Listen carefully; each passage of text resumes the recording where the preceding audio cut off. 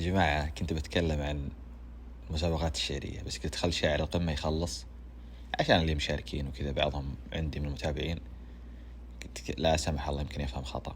انتهى شاعر القمة بدأ شاعر الراية، بينتهي شاعر الراية بيبدأ شاعر المعلقة، بينتهي المعلقة بيبدأ شاعر مليون. ما شاء الله تبارك الرحمن، المسابقات الشعرية وراء بعضها.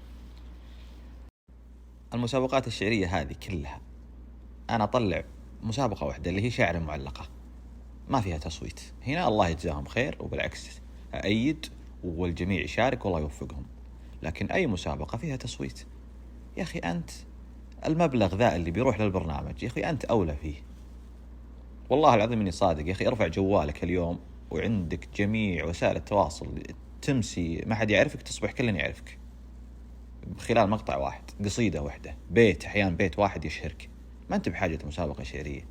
إذا أنت تبغى شهرة وإذا تبغى فلوس، أنت تراك راح تدفع أكثر مما تاخذ، واحتمال أنك تدفع وآخر شيء تطلع بلوشي ولا شيء. فأنت يوم تشوف حتى يطلع لك يقولك والله رجل الأعمال الفلاني ولا الشيخ الفلاني دفع مبلغ 100,000 للشاعر الفلاني وهو ما دفع ولا 500 ريال، يعني استخفاف وضحك من جميع النواحي. ما أدري وش الفائدة منها يا أخي. ترى أنا ممكن يتقبل أي شيء إلا الرجال الكذوب، فهذه فيها كذب، فيها أشياء ما يتقبلها العقل.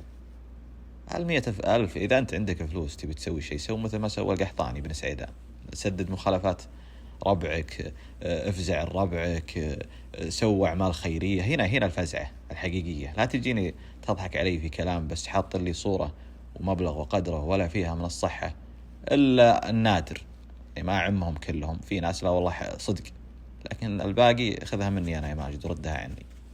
السلام عليكم.